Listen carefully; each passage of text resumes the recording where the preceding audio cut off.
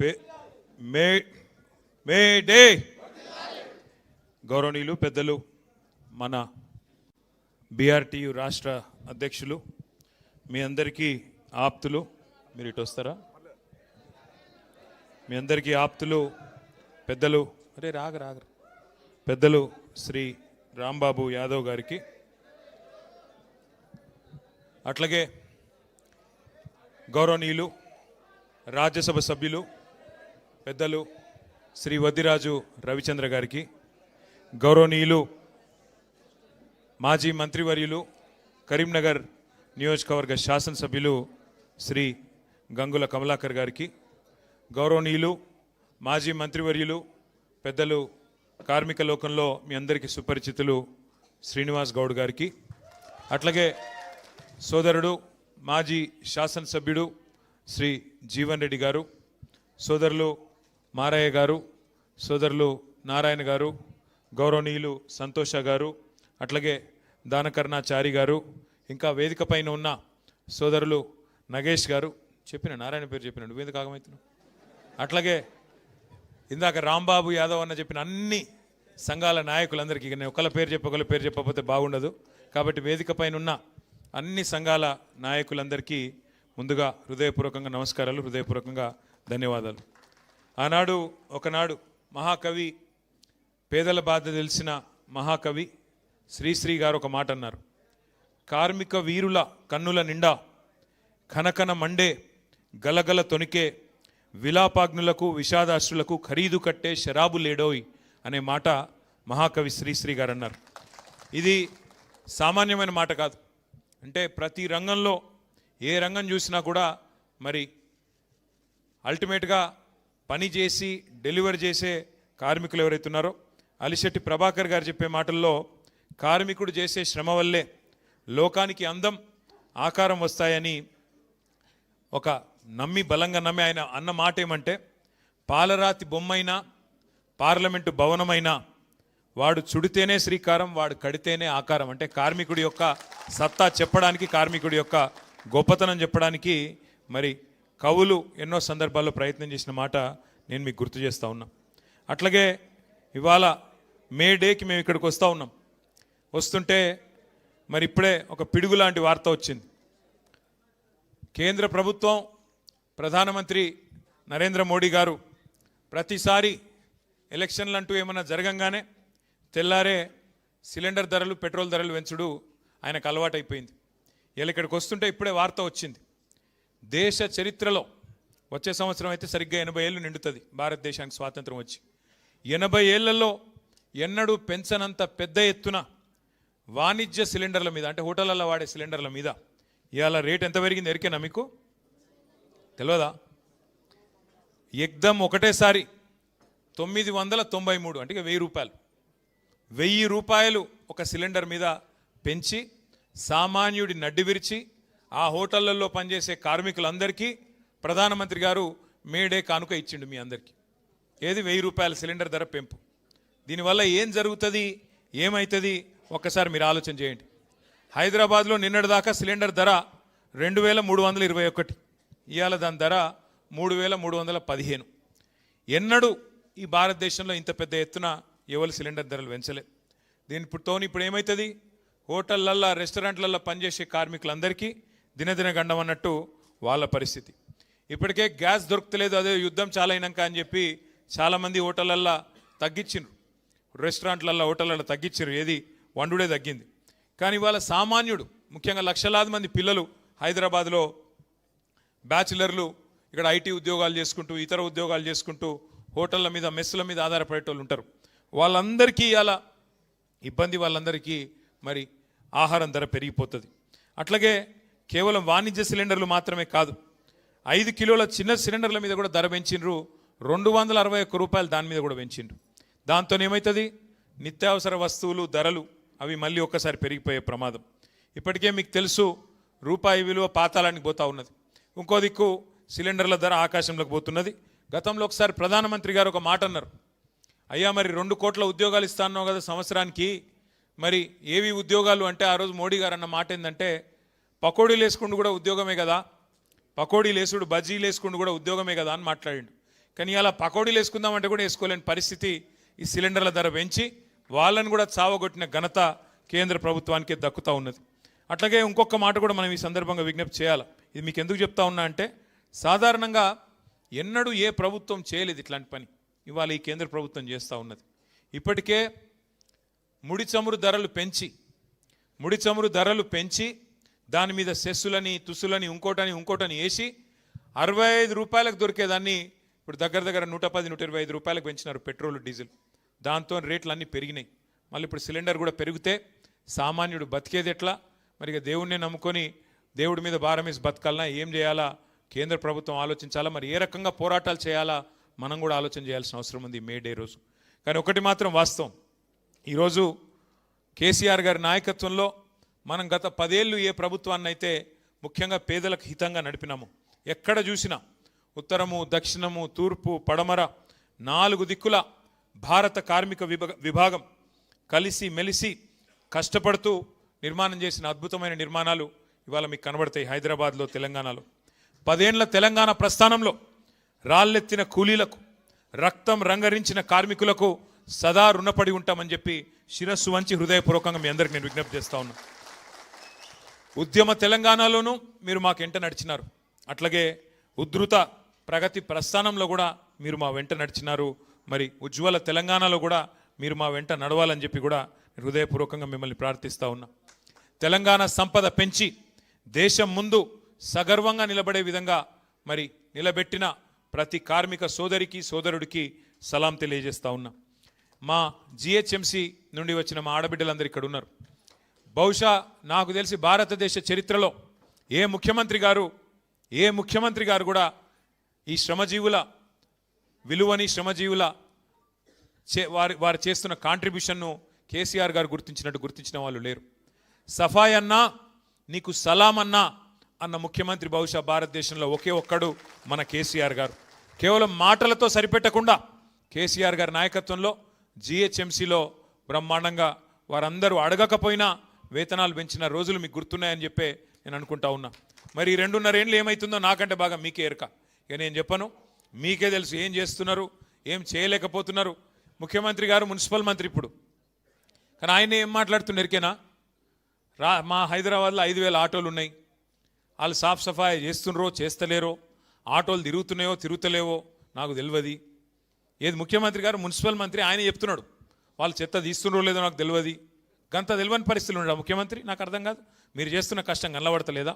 అంటే శ్రమను గుర్తించే ముఖ్యమంత్రికి, గౌరవించే ముఖ్యమంత్రికి, మీ శ్రమ విలువ తెలియని ముఖ్యమంత్రికి తేడా ఏందో కేసీఆర్ గారిని, రేవంత్ రెడ్డి గారిని చూస్తే మీకే అర్థమవుతుందనే మాట కూడా నేను మీకు ఈ సందర్భంగా విజ్ఞప్తి చేస్తూ ఉన్నా.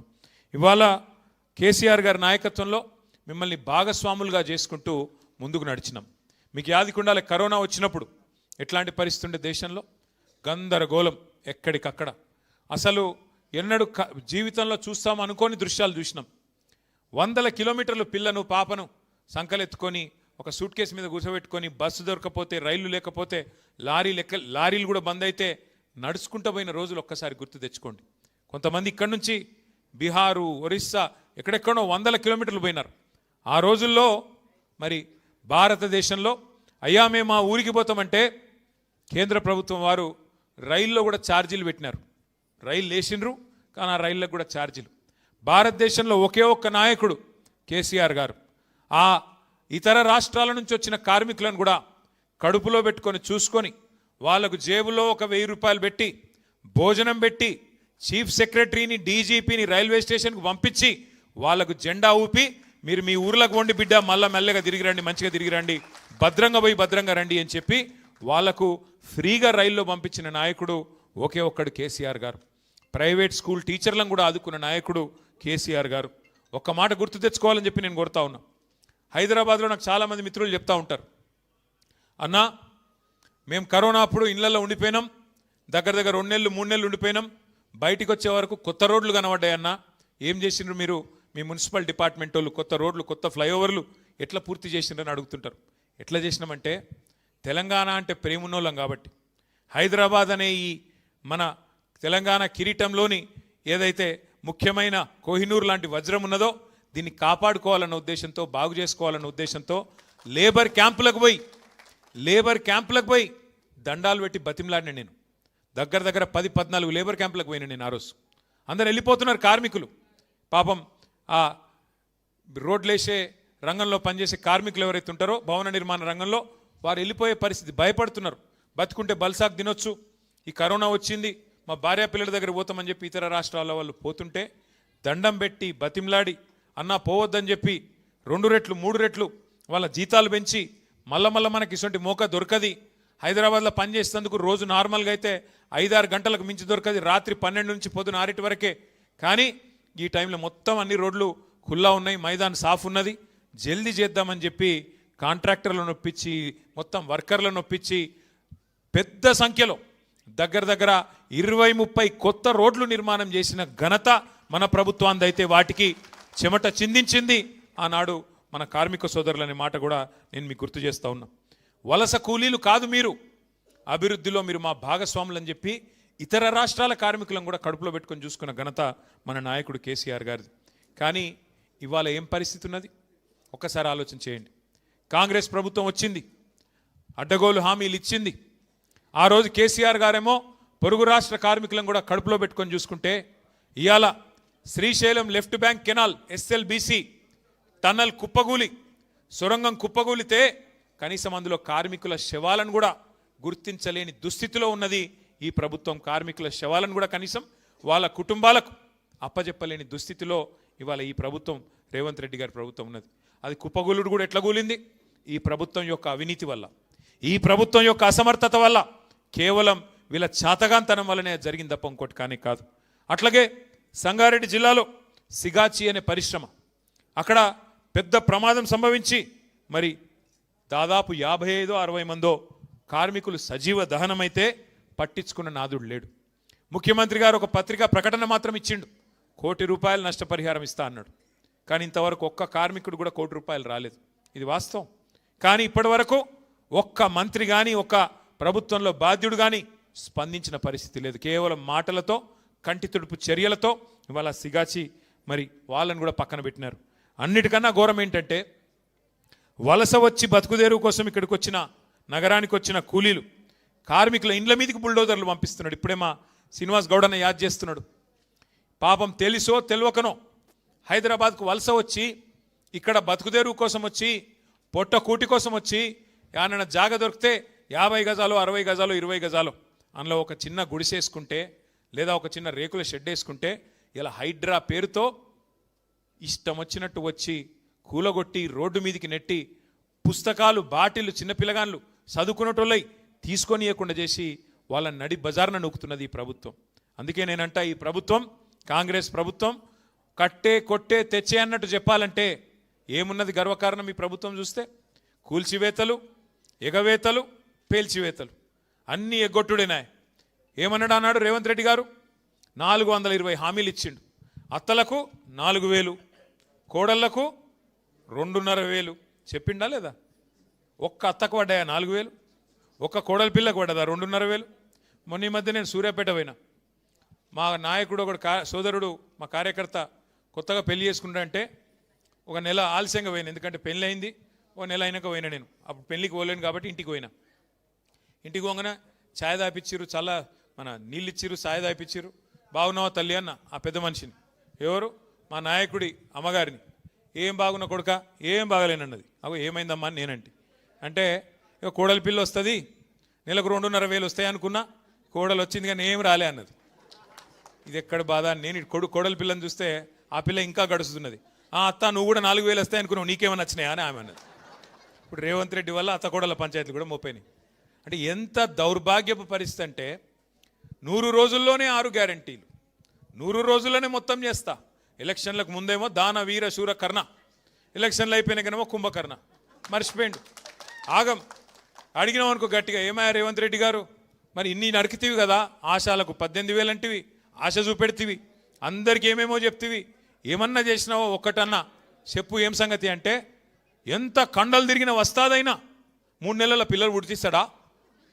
ఇది ముఖ్యమంత్రి నోట్లకెళ్ళి వచ్చే మాటనా? ఇది మాకు తెలియదా? 3 నెలల పిల్లలు పుట్టరని మనకు తెలియదా? ఎవరికి కింద కూర్చున్న వాళ్ళకి ఎవరికి అర్థం కాదా? ముఖ్యమంత్రి నోట్లకెళ్ళి వచ్చే మాట. మరి ఎవడు చెప్పమన్నాడు నిన్ను? 90 రోజుల్లో చేస్తా, 99 రోజుల్లో చేస్తా. బాండ్ పేపర్లు ఎందుకు రాశారు? జేమ్స్ బాండ్ లెక్క.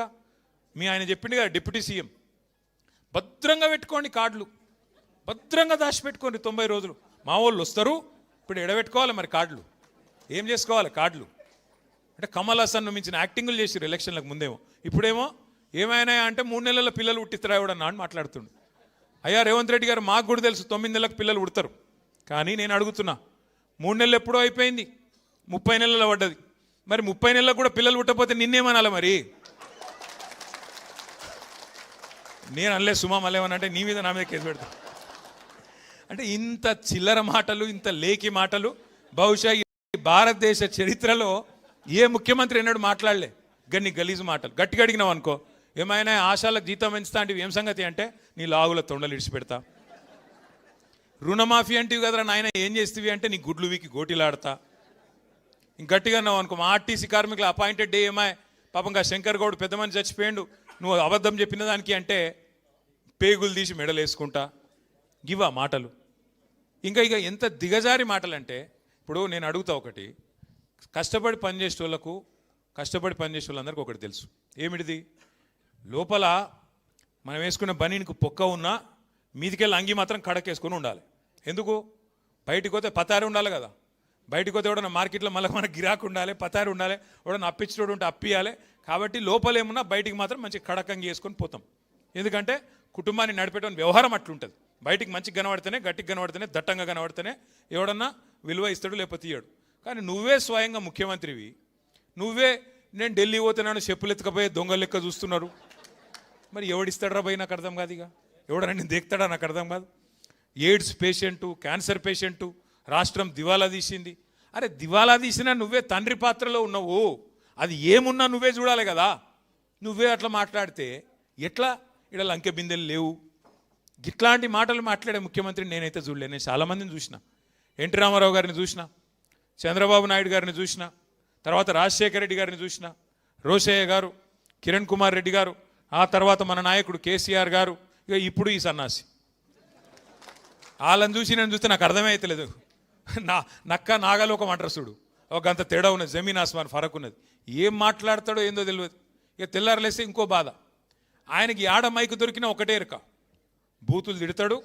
కేసీఆర్ గారి మీద మాత్రం ఎక్కడ లేని శాపాలు పెడతాడు. ఎవడన్నా నాకు తెలియక అడుగుతా, నువ్వు కొట్టుకొని తనలాడి ముఖ్యమంత్రి అయినావు, మంచిగా సుఖంగా ఉండరాదు? ఇదేంటి మళ్ళీ గెలిచేది లేదు, పీకేది లేదు, నీకు కూడా తెలుసు, మాకు కూడా తెలుసు. అదేదో ఉన్నప్పుడు మంచిగా సుఖంగా ఉండి ఏమన్నా 4 పనులు చేసి పో. కానీ తెల్లారు లేస్తే దరిద్రపు మాటలు. ఎవరన్నా ఇంకో నాయకుడు చచ్చిపోవాలని కోరుకుంటారా తల్లి? అసలు ఏం మాటలు అవి, ఏం మనిషి? అందుకే ఈయన మీద ఇవాళ ఈ రాష్ట్రంలో కార్మిక లోకానికే కాదు అందరికీ కూడా ఇవాళ విశ్వాసం పోయింది. కార్మికులకు నిజంగా కూడా కాంగ్రెస్ పార్టీకి కార్మికులు అంటే లెక్క లేదు. మీరు చూడండి, సిగాచి కంపెనీలో ఏం చెప్పారు, ఇవాళ ఏం చేస్తున్నారు చూడండి. ఆటో అన్నలకు ఏం చెప్పినారు? వేజ్ బోర్డు పెడతాం, వెల్ఫేర్ బోర్డు పెడతాం, నెలకు 1000 రూపాయలు ఇస్తాం, ఆటో సంక్షేమ బోర్డు పెడతామన్నారు. కానీ మీకు ఒక చిన్న ముచ్చట చెప్తాను. నేను ఆ మధ్యన ఒకసారి జూబ్లీహిల్స్ లెక్కన ఉన్నా, కారు లేదు, ఆయనతో ఆటో ఎక్కి ఇక్కడ దాకా వచ్చిన. ఇక్కడ ఏదో మీటింగ్ ఉంటే ఇక్కడికి వచ్చిన పార్టీ ఆఫీస్కి. ఏం పేరు తమ్మి నీ పేరని అడిగిన. ఆయన నడిపేట ఆయన పేరు, ఆ తమ్ముడు పేరు మసరత్ అలీ ఆ తమ్ముడు పేరు. ఏ ఊరు తమ్మి? అజా ఈయనే ఉన్నావా? కూసో కూసో కూసో కూసో కూసో కూసో ఆయనకు నీ కథనే చెప్తున్నా, కూసో. ఇగో ఈ తమ్ముడే. అయితే ఏ ఊరు తమ్మి, ఏం సంగతి అంటే, అన్న నాది సంగారెడ్డి జిల్లా, నేను ఇక్కడనే వచ్చి సెటిల్ అయినా అన్నాడు. సరే సంతోషం. మరి ఏం సంగతి, ఎట్లా నడుస్తుంది దాని? ఏమున్నదన్నా? ఏం లేదు, అంత ఆగమైపోయింది. ఇదివరకు నేను రోజుకు 2000 సంపాదించుకొని ఇప్పుడు కనీసం 500-600 లేదు, ఆటో కిరాయి వెళ్తలేదు, ఏం లేదు. అచ్చా అట్లనా అంటే ఇక హైలైట్ ముచ్చట చెప్తాయి. ఇక తమ్ముడు ఏం చెప్పిండంటే, ఇదే తమ్ముని ఆటో ఈయనదే రాహుల్ గాంధీ గారు ఎక్కిండి ఎలక్షన్ ముందు. ఏది, ఈయనకు 2 ఆటోలు ఉండే ఎలక్షన్ల ముందు, కాంగ్రెస్ గవర్నమెంట్ రాకముందు. ఇప్పుడు ఏం దొరికేనా, 2 ఆటోలు అమ్ముకున్నాడు, ఇప్పుడు కిరాయి ఆటో నడుపుకుంటున్నాడు. కొన్ని లెగ్గులు అట్లుంటాయి. నీ లెగ్గుని ఆటోలో పెట్టిండు, ఆటో కూడా నాశనం అయింది. ఇక అట్లా ఈ కాంగ్రెస్ లెగ్గు పెట్టింది, రాష్ట్రమే నాశనం చేసి ఆఖరికి మా మసరత్ అలీ ఆటోలు కూడా ఆగం చేశారు. ఈ పరిస్థితి ఇవాళ ఆటో వర్కర్లు, ఆటో తమ్ముళ్ళు 6.5-7 లక్షల మంది ఉంటారు రాష్ట్రంలో. వాళ్ళందరూ బతుకుని ఆగం చేసిండ్రు. ఇంకోటి మీదికెళ్ళేంది, మనం ఫ్రీ బస్సునేం అద్దంటలేము. నువ్వు పెట్టు, ఫ్రీ బస్సు పెట్టు, ఇంకా ఎక్కువ పెట్టు బస్సులు, నేను అద్దంటలేను. కానీ వీళ్ళ పొట్టగొట్టుడు ఏంది నాకు అర్థం కాదు. వాళ్ళకి ఏం మాటలు ఇచ్చినావో నిలబెట్టు. నెలకు 1000 అంటివి, ఇంకేదో చెప్తా అంటివి, ఇంకేదో చెప్తవి. ఆఖరికి వాళ్ళు ఉన్న ప్రమాద బీమా కూడా తీసేస్తేవి కదా. కేసీఆర్ గవర్నమెంట్లో ఆటో డ్రైవర్లకు, అసంఘటిత రంగంలో ఉండే డ్రైవర్లు దగ్గర 18 లక్షల మందికి ఎవరన్నా చచ్చిపోతే వాళ్ళ కుటుంబం రోడ్డు మీద పడద్దని 5 లక్షల బీమా పెట్టిండు కేసీఆర్ సార్. ఇలా దాన్ని కూడా తీసి పారేసిండు. గదేమన్నది నిన్ను అంటే ఇక కేసీఆర్ ఏం పెట్టినా తీసేయాలి గంతే. ఏం కట్టినా గొలగొట్టాలి, ఏం పెట్టినా తీసేయాలి. ఒక్కసారి మీరు ఆలోచన చేయండి. కేసీఆర్ గారు ఆ రోజు భవన నిర్మాణ కార్మికుల సంక్షేమ బోర్డు, లేబర్ వెల్ఫేర్ బోర్డు 27 లక్షల మంది కార్మికుల కోసం సంక్షేమ కార్యక్రమాలు చేసిండు కేసీఆర్ గారు. ప్రమాద బీమా, వైద్యం, వివాహ కానుక, ప్రసూతి కానుకలు. కేసీఆర్ కిట్ యాదుకుందా అమ్మ? కేసీఆర్ కిట్ అంటే ఏమిటిది? అదేమన్నా కేసీఆర్ ఇంట్లో ఇచ్చుకునేటిదా? ఎవరన్నా ఆడపిల్ల పెళ్లి చేసుకుంటే 1,00,000 రూపాయలు మేనమామ లెక్క కళ్యాణ లక్ష్మి కింద ఇచ్చిండు. దానికి వీళ్ళు కొండంత రాగం తీసిండ్రు. 1,00,000 రూపాయలు ఏం సరిపోతే మేము తులం బంగారం ఇస్తామని. మరి అలా బంగారం దుకాణం ఉద్ధరిస్తలేడా? ఎందుకు ఇస్తలేవు మరి బంగారం? తులం బంగారం ఏడవా? బంగారం కాదు, నేను ముందే చెప్పిన. వీళ్ళు మెడల పుస్తల తాడెత్తుకపోయే దొంగలు, వీళ్ళు మంచోళ్ళు కాదని చెప్పిన. మీరు కొంతమంది నమ్మిరు, కొంతమంది నమ్మలే. గసొంటి లంగలు వీళ్ళు. అట్లాంటి వాళ్ళు తులం బంగారం అని నరికినరు, ఇలా వచ్చి కూర్చున్నారు. కడుపులో లగ్గమైన తర్వాత కడుపులో బిడ్డ పడితే ఆ బిడ్డ గవర్నమెంట్ ఆసుపత్రిలో ప్రసూతికి పోతే ఆడపిల్ల పుడితే మహాలక్ష్మి పుట్టిందని చెప్పి 13,000 రూపాయలు ఇచ్చి, మగపిల్లగాడు పుడితే 12,000 రూపాయలు ఇచ్చి, దాని వెనుక కూడా కేసీఆర్ గారి గొప్పతనం ఏందో మీకు ఒక్క నిమిషం చెప్తానండి. మేము అడిగిన మీ ప్రోగ్రాం పెట్టేటప్పుడు సార్ను, సార్ ఈ పైసలు ఇచ్చుడు ఎందుకు సార్? వాళ్ళ కేసీఆర్ కిట్ ఇచ్చి ఆ పిల్లగాలను ఆడుకునేందుకు గిల్కా, ఆ పౌడరు, ఆ నూనె, షాంపూ అవి ఇస్తే సరిపోతుంది కదా, బెడ్డు గిడ్డు అని మేము అడిగినాం. సార్ ఏం చెప్పిండు ఎరికేనా? పేద ఇండ్లల్లో పిల్ల ప్రసూతికి వచ్చేదాకా, రేపు తెల్లారి డెలివరీ అనేదాకా పనిచేస్తారు. దిక్కు లేక, పైసలు లేక, ఆమె పని చేయకపోతే కుటుంబం నడవక ఆగమవుతారు. ఆ పిల్ల పని చేసుకుంటూ పోతే బిడ్డ ఆరోగ్యం దెబ్బతింటుంది, తల్లి ఆరోగ్యం దెబ్బతింటుంది. అందుకే మాతా శిశు మరణాలు పెరుగుతాయి. ఆ 6 నెలలు పని చేయకుండా నెలకు కనీసం 2,000 రూపాయల చొప్పున ప్రసూతికి ముందు, ప్రసూతి తర్వాత దానికోసం పైసలు ఇస్తున్నా అని చెప్పిండు. ఇంత ఆలోచన చేసిన ముఖ్యమంత్రి ఎవడన్నా ఉన్నాడా భారతదేశంలో? 12,000, 13,000 అంటే ఏదేదో మీ ఓట్ల కోసమో దానికోసమో ఎలక్షన్లో పెట్టించినవి కావు. కేవలం ఆడపిల్లల మీద గౌరవం, శ్రమజీవుల మీద ఉండే గౌరవంతో కేసీఆర్ గారు అన్నాడు, మీరు ఇబ్బంది పడద్దు, ఆ పిల్ల తల్లి ఇబ్బంది పడద్దు అని చెప్పి ఆ ప్రోగ్రాం పెట్టిండు. ఇలా దాన్ని కూడా తీసేసిండు. పేరు మార్చుకొని నేను అద్దనన్నా? కేసీఆర్ కిట్ కాకపోతే రాహుల్ గాంధీ కిట్ అని పెట్టుకుని అద్దనన్నా? పెట్టు, అది పెట్టరా అయ్యా అంటే అది పెట్టడట, అది తీసేస్తాడు. పేరు మారు, అన్ని మారుస్తూనే ఉన్నావు కదా, ఇది కూడా మారు. ఇందిరమ్మదో లేకపోతే సోనియమ్మదో రాహుల్ అయ్యేదో ఇంకెవరిదో పెట్టుకో పేరు, మేము అద్దంటలేం కదా, గది కూడా తీసేసాడు. అట్లాగే మీరు ఆలోచన చేయండి. ఇన్సూరెన్స్, ఆటో డ్రైవర్ల ఇన్సూరెన్సు, డ్రైవర్ల ఇన్సూరెన్సు గది తీసే అవసరం ఏముండే? అది కూడా తీసి రెన్యువల్ లేకుండా వాళ్ళని నాశనం చేసిండు. రవాణా రంగంలో, రవాణేతర రంగంలో హోంగార్డులకు 5 లక్షల ప్రమాద బీమా కేసీఆర్ గారు ఇస్తే అది కూడా తీసేసిండు. గీత కార్మికులకు, నేత కార్మికులకు కేసీఆర్ గారు 6 లక్షల ప్రమాద బీమా కల్పించింది. మా శ్రీనివాస్ గౌడ్ అని ఇక్కడే ఉన్నాడు. ఆనాడు ఎక్సైజ్ మినిస్టర్గా శ్రీనివాస్ గౌడ్ గారు అడిగితే గీత కార్మికులందరికీ 6 లక్షల ప్రమాద బీమా చేసినాం. నేతన్నలకు, గీతన్నలకు 200 రూపాయలున్న పెన్షన్ 2,000 చేసుకున్నాం. నాయి బ్రాహ్మణులకు, సెలూన్లకు, అట్లాగే మా రజక సోదరుల దోబీ ఘాట్లకు 250 యూనిట్ల దాకా ఫ్రీ కరెంటు వాళ్ళకు కూడా అందజేసినాం. దేశంలో మీరు ఒక్కటి గుర్తుపెట్టుకోండి, ఎర్ర జెండా పార్టీలు కూడా చాలా ఉన్నాయి. త్రిపురలో, కేరళలో, ఇంకా చాలా చోట్ల గవర్నమెంట్కి వచ్చిండ్రు. కానీ ఏ ఎర్ర జెండా పార్టీ కూడా బీడీ కార్మికురాలైన మా ఆడబిడ్డలకు పెన్షన్ ఇచ్చినోడు ఎవడు లేడు. కేవలం ఒకే ఒక్క నాయకుడు 4.5 లక్షల మంది బీడీ కార్మికులకు పెన్షన్లు ఇచ్చిన నాయకుడు, 2,000 రూపాయల నెలకు అందించిన నాయకుడు కేసీఆర్. ఎవరు దరఖాస్తు పెట్టలే, దండం పెట్టలే, ఓట్ల కోసం అబద్ధాలు చెప్పలే. కానీ ఆడబిడ్డలు వాళ్ళ ఆరోగ్యం ఖరాబ్ చేసుకుంటూ మరి కుటుంబాన్ని నడుపుతున్నారన్న ఉద్దేశంతో బీడీ కార్మికురాలకు కూడా పెన్షన్ ఇచ్చిన నాయకుడు కేసీఆర్ గారు. 16 రాష్ట్రాల్లో బీడీ కార్మికులు ఉన్నారు, కానీ ఏ రాష్ట్రంలో 2,000 రూపాయల పెన్షన్ లేదు కేసీఆర్ గారు ఇచ్చినట్టు. అట్లాగే రెక్కలు ముక్కలు చేసుకునే మా కార్మిక సోదరులందరికీ ఏదో రకంగా న్యాయం చేసే ప్రయత్నం చేసినాం. మా నేత కార్మికులు, నాది సిరిసిల్ల నియోజకవర్గం, అక్కడ నేతన్నలు ఒక దశలో మన ప్రభుత్వం రాకముందు వారంలో 9 మంది చచ్చిపోయిన పరిస్థితి, ఆత్మహత్యలు చేసుకున్నారు. వాళ్ళందరినీ ఆ సాలెల మగ్గం సడుగులిరగొడితే కాంగ్రెస్ పార్టీ మనం వచ్చినాక వాళ్ళ నిలబెట్టే ప్రయత్నం చేసినాం.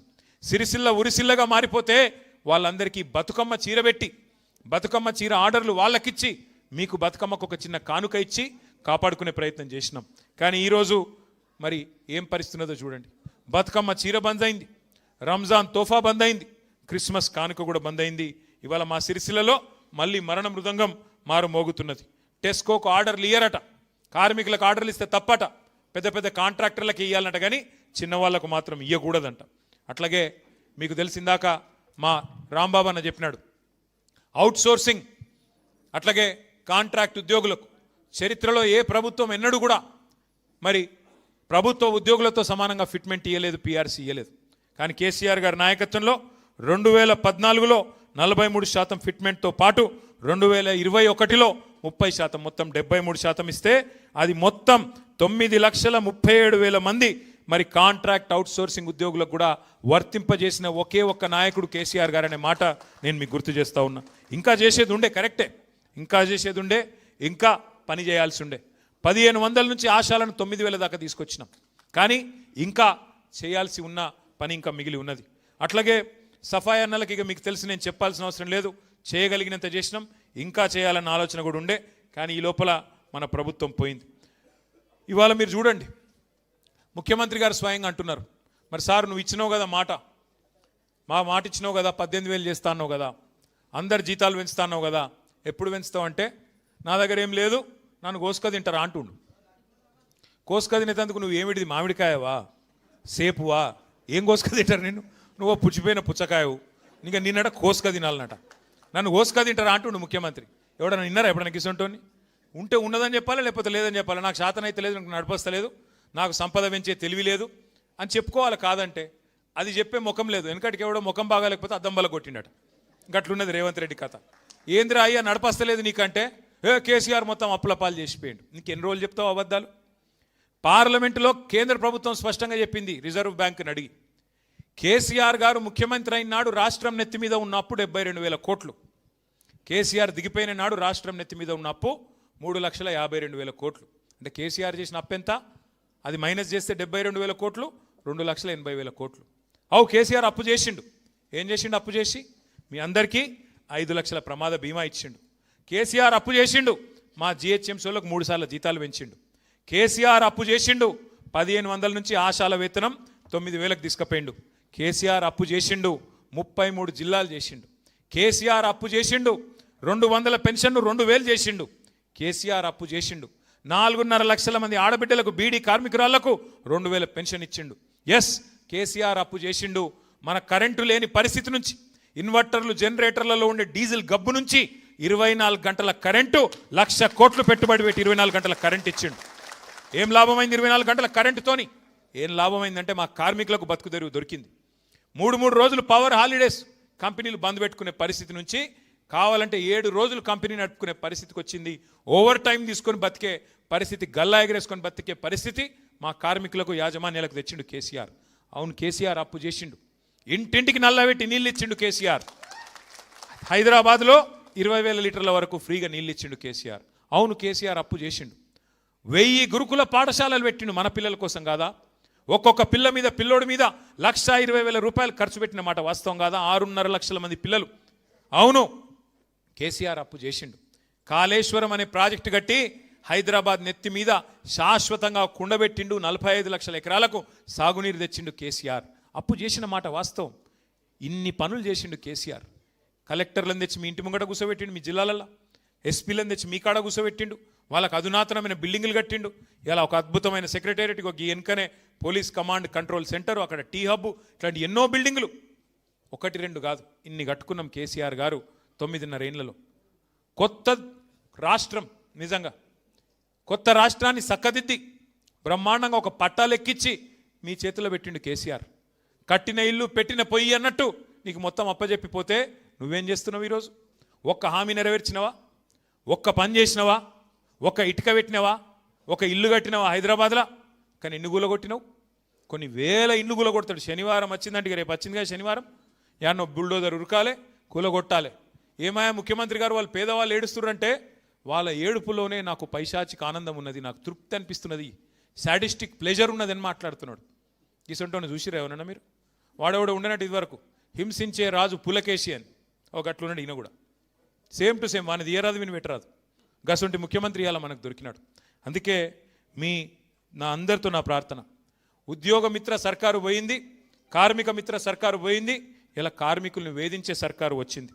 జీతాల పెంపు లేదు, ఇంకా కత్తిరించే ప్లాన్ చేస్తూ ఉన్నాడు. ఇంకా విశ్రాంత ఉద్యోగులకు, రిటైర్డ్ ఉద్యోగులకు రిటైర్మెంట్ బెనిఫిట్లు ఇవ్వాలని పరిస్థితి ఇవ్వాలి. వాళ్ళు లగ్గం చేసుకున్నా, వాళ్ళ పిల్లల లగ్గమైనా, ఇల్లు కట్టుకున్నా బెనిఫిట్స్ వాళ్ళకి రావాల్సినవి వాళ్ళు దాచుకున్నాయి, ఆ పైసలు కూడా ఇస్తలేడు. అట్లాగే దారుణాతి దారుణమైన విషయం ఏంటంటే, మంత్రుల జీతాలు కట్ చేస్తా, ఎమ్మెల్యేల జీతాలు కట్ చేస్తా, అందులోకెళ్ళి ఇస్తా అని మాట్లాడుతున్నాడు. కట్ చేస్తే ఎంతమందికి ఇస్తావు? వాళ్ళు ఏమైనా వరద బాధితులా, తుఫాన్ బాధితులా? వాళ్ళు కాంగ్రెస్ బాధితులు. వాళ్ళు వరద బాధితులు కాదు, తుఫాన్ బాధితులు కాదు. నువ్వు జీతాలు కట్ చేసి ఇచ్చేందుకు, విరాళం ఇచ్చేందుకు. వాళ్ళకు హక్కుగా దాచుకున్న పైసలు వాళ్ళకి ఇవ్వమంటే ఎకసెక్కం చేస్తున్నాడు ముఖ్యమంత్రి గారు. అందుకే ఆలోచించమని నేను కోరుతా ఉన్నా. కాంగ్రెస్ వాళ్ళు అయినా కూడా మీరందరూ కూడా ఆలోచన చేయాలి. 24 గంటల కరెంట్ ఇచ్చి కేసీఆర్ గారు ఆదుకుంటే, పబ్లిక్ సెక్టర్కి అండగా ఉండి ఎల్ఐసిని కాపాడి, అట్లాగే జెన్కోన్ కాపాడి, బిహెచ్ఈఎల్ని కాపాడి, వైజాగ్ స్టీల్ ప్లాంట్కి అండగా నిలబడి, ఇన్ని ప్రభుత్వ రంగ సంస్థలకి అండగా కేసీఆర్ గారు నిలబడితే, ఈ ముఖ్యమంత్రి గారు మాత్రం ఇలా బడా కార్పొరేట్ సంస్థలకు కొమ్ముగాస్తూ మనకి ఇబ్బంది పెడతా ఉన్నాడు. సింగరేణిని చూడండి, ఒక ఎగ్జాంపుల్ మీకు. సింగరేణిని కేసీఆర్ గారు బ్రహ్మాండంగా కాపాడితే, ఈ ముఖ్యమంత్రి గారు వచ్చిన తర్వాత దాన్ని అమ్మేసే ప్రయత్నం చేస్తూ ఉన్నాడు. ఆర్టీసీని, విద్యుత్ రంగాన్ని కేసీఆర్ గారు కాపాడితే, ఇవాళ ఈ మూడింటిని ప్రైవేటీకరణ వైపు ఈ ముఖ్యమంత్రి గారు నడుపుతూ ఉన్నారు. అట్లాగే మీ అందరికీ తెలుసు, సింగరేణిలో కానీ, ప్రభుత్వ రంగ సంస్థల్లో కానీ కార్మికులు లేనిదే ఎక్కడా కూడా మరి పని జరగదు. అట్లాంటిది ఇప్పుడున్న పరిస్థితుల్లో ఒకవైపు రాష్ట్ర ప్రభుత్వం ఇట్లా పనిచేస్తుంటే, కేంద్ర ప్రభుత్వం మరొక వైపు సమ్మెట పోటులాగా లేబర్ కోడ్స్ అని తీసుకొచ్చి ఏకపక్షంగా మీరు పోరాడి సాధించుకున్న 44 చట్టాలను 4 కోడ్ల కింద మార్చి వాళ్ళు కూడా మీకు అన్యాయం చేసే ప్రయత్నం చేస్తూ ఉన్నారు. దానికోసం దేశవ్యాప్తంగా సమ్మె జరిగితే మన పార్టీ కూడా మద్దతు చెప్పింది.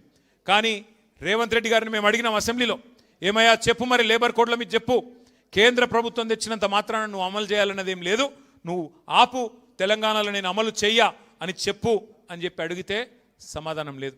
మోడీ గారు తానా అంటే ఈయన తందానా అంటున్నాడు తప్ప సమాధానం చెప్తలేడు. అట్లాగే ఆటో డ్రైవర్ల గురించి అయితే నేను చెప్పాల్సిన అవసరం లేదు. ఇవాళ దాదాపు 180 మంది ఆటో డ్రైవర్లు ఆత్మహత్యలు చేసుకున్న దుస్థితి. వాళ్ళ లిస్టు మొత్తం ప్రభుత్వానికి ఇచ్చినాం.